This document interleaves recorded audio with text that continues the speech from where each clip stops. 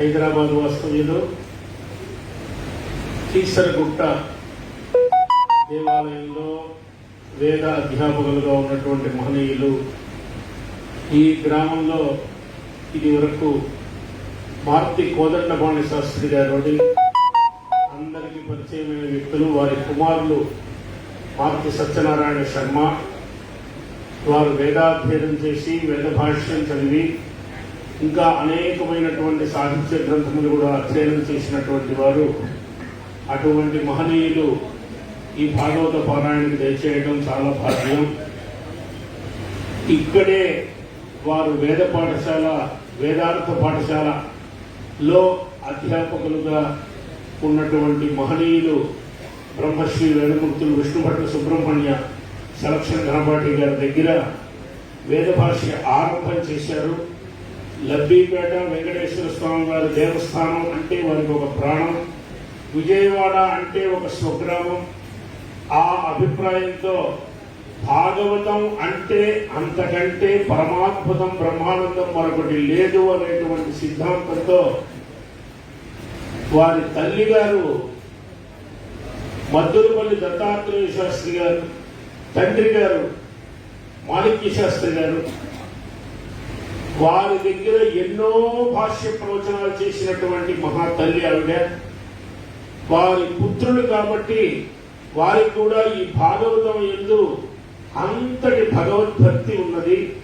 అటువంటి మహనీయులు వచ్చి ఇక్కడ భాగవత పారాయణ చేయటం, వారు ఒక 5 నిమిషాలు మాట్లాడతారు అని చెప్పి తెలియజేస్తున్నాం.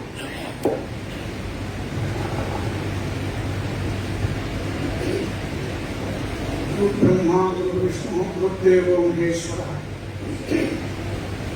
गुरु साक्षात् ब्रह्म तस्मै श्री गुरवे नमः. कृष्णं वन्दे वात्सल्याद भयप्रदान समयादार्तार्ति निर्वापणात् औदार्याद घशोषणाद गणितश्रेयः पदप्रापणात् सेव्य श्रीपतिरेकैव जगताम् एतेषु षट्साक्षिणः प्रह्लादश्च विभीषणश्च कलिराट् पाञ्चाल्यहल्या ध्रुवः. ఆ పరమాత్మ, ఆ శ్రీకృష్ణ పరమాత్మే ఏకైక భగవంతుడు అని మనకు దానికి 6 సాక్షులు అని మనకి ఈ శ్లోకం తెలియజేస్తోంది. వాత్సల్యాత్,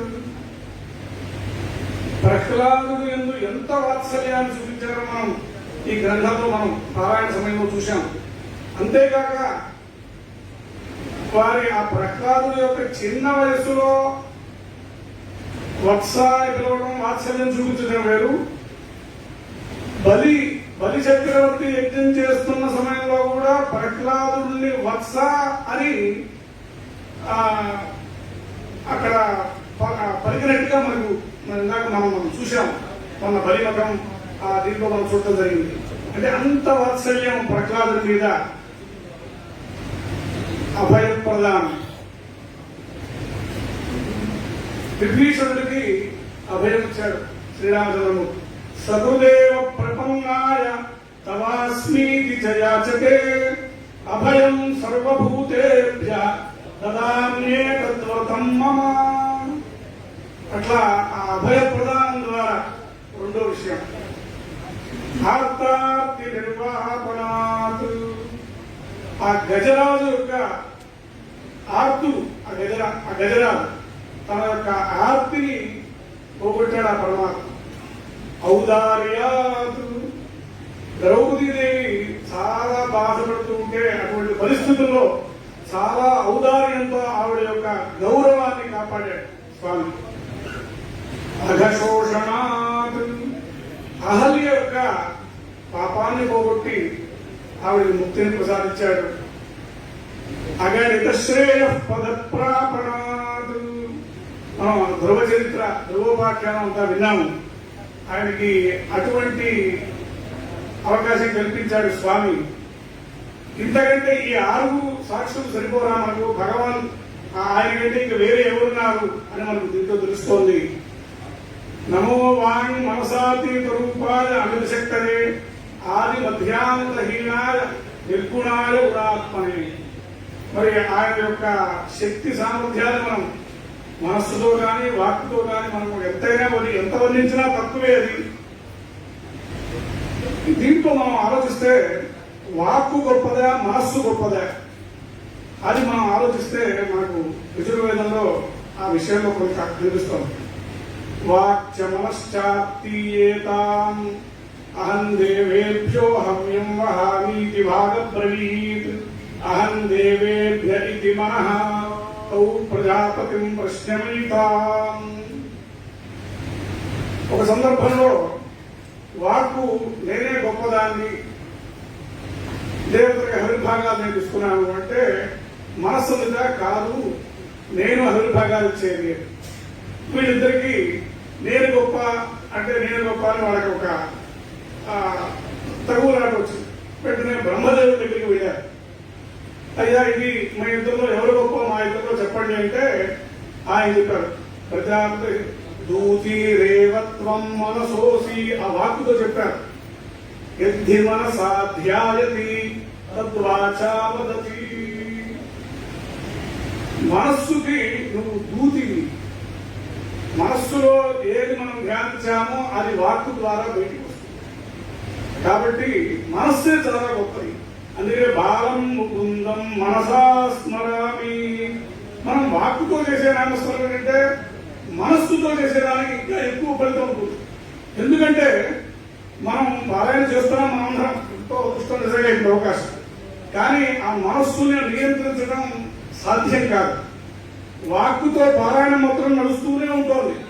కానీ మనస్సు దాని యందు లగ్నమైనప్పుడు మాత్రమే ఆ భావం మన మనస్సుకు ఆ తగిలి ఆ రోమాంచం కలుగుతుంది, ఆ పులకరింత కలుగుతుంది, ఆ మనస్సు కలిగి ఆ భావం మనకు అర్థమైనది. అలాగే మనం లౌకికమైన విషయాల్లో కూడా చూసిన వాక్కుకి మనస్సుకి తేడా చూస్తే మనం వాక్కుతో ఎవరి గురించి ఏమైనా మాట్లాడినప్పుడు దాంట్లో అతిశయోక్తి ఉండొచ్చు. వారి మీద ప్రేమతో కానీ గౌరవంతో కానీ అతిశయోక్తులు రావచ్చు. లేదా వారి మీద అసూయా ద్వేషాల వల్ల వాళ్ళలో ఉన్న గుణాన్ని చెప్పకపోవచ్చు, అవి దోషాలుగా చూపించవచ్చు. కానీ మనస్సు మాత్రం ఎప్పటికప్పుడు ఖచ్చితంగా మనస్సు చెప్తూనే ఉంటుంది. మనం తప్పు లేదు, నువ్వు తప్పు చేస్తున్నావు, నువ్వు తప్పు చేస్తున్నావు, ఇది కరెక్ట్, ఇది సత్యము అని మనస్సు ఎప్పటికప్పుడు మనకు గుర్తు చేస్తుంది. వాక్కు మాత్రం అవకాశాన్ని బట్టి మాట్లాడుతుంది, మనస్సు మాత్రం వెంటనే దాన్ని ఖండిస్తూ ఉంటుంది మనం చేసే. కాబట్టి ఎంతైనా ఆ వాక్కు కంటే మనస్సు, ఆ మనస్సు ద్వారా మనసా స్మరామి అని మనకు దాని ద్వారా తెలుస్తోంది. నిజంగా నేను ఎన్నో జన్మలు పుణ్యం చేసుకున్నానేమో ఈ అవకాశం లభించిందని అనుకుంటున్నాను. ఇటువంటి కార్యక్రమంలో పాల్గొనటం నిజంగా ఇటువంటి మహానుభావులు దీని దగ్గర నుంచి ఉపదేశం అవుతోంది నాకు భాగవతం అని నేను భావిస్తున్నాను. ఎందుకంటే మొట్టమొదటిసారి నేను పారాయణ చేయడం ఇది ఉపదేశ ఆద్యోచ్చారణం అని కూడా చెబుతుంది. మనకు అంటే మొట్టమొదటిసారిగా మనం పారాయణ ఆ పెద్దలు వారు చెబుతున్నారు, వారిని అనుసరించి చక్కగా మనం పారాయణ చేస్తున్నాం. అదే విడిగా ఒక్కొక్కరిని పారాయణ చేయమంటే ఒక్కొక్కప్పుడు ఆ మనస్సు దాని ఎంత లగ్నం అయితే అక్కడ మనస్సు పొలకరించి అక్కడి నుంచి కథ కొంచెం ఆలస్యం అవుతుంది ఆ శ్లోకం నుంచి వెళ్ళాలంటే.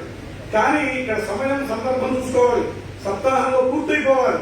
కాబట్టి వాడు ఎప్పటికప్పుడు మనల్ని జాగరూకం చేస్తూ కదిలిస్తూ అద్భుతంగా తగిన సందర్భాల్లో నిజంగా ఆ ధ్యానం ఆ కుంతి స్థుతి ఇప్పుడు అనేక రకాల స్థుతులు వచ్చినప్పుడు వాళ్ళు చెప్పిస్తున్నటువంటి తీరు చూస్తే ఆనంద భాషలు వస్తున్నాయి.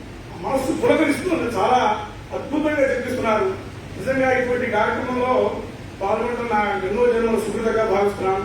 వారు చాలా విషయాలు చెప్పారు. నేను పుట్టి పెరిగింది ఊళ్ళోనే అవనిగడ్డలో కృష్ణాదేవన వేదాధ్యయనం చేశాను. మన కంచి కామకోటి పీఠాధిపతుల యొక్క ఆదేశంతో మన బ్రహ్మశ్రీ మాగంటి సుబ్రహ్మణ్యం గారు వేద భాష విజ్ఞానాన్ని రీసెర్చ్ సెంటర్ ఒక సంస్థ ఇక్కడ ఏర్పాటు చేశారు. భగవంతుడి కూడా నాకు దాంట్లో అవకాశం కలిగింది, ప్రవేశం కలిగింది. మా గురువర్యులు రాష్ట్రపతి సన్మానితులు మహామహోపాధ్యాయుడు బ్రహ్మశ్రీ విష్ణుపట్ల సుబ్రహ్మణ్య సెలక్షన్ నిర్మాత గారి దగ్గర మాకు ఇక్కడ కార్యక్రమంలో ఉన్నారు స్వాధ్యాయరత్న విష్ణుపట్ల లక్ష్మీనారాయణ గర్భాటి గారు.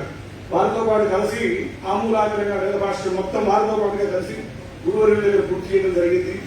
ఇటువంటి ఆ అవకాశం కల్పించారు ఆ రోజున మాగంటి సుబ్రహ్మణ్య గారు. ఈ రోజున మళ్ళీ ఇటువంటి అవకాశం వారికి కల్పించినందుకు వారికి ప్రత్యేక ధన్యవాదాలను తెలియజేస్తున్నాం. ఇటువంటి ఆనందకరమైన కార్యక్రమంలో పాల్గొనడం ఆనందంగా ఉంది.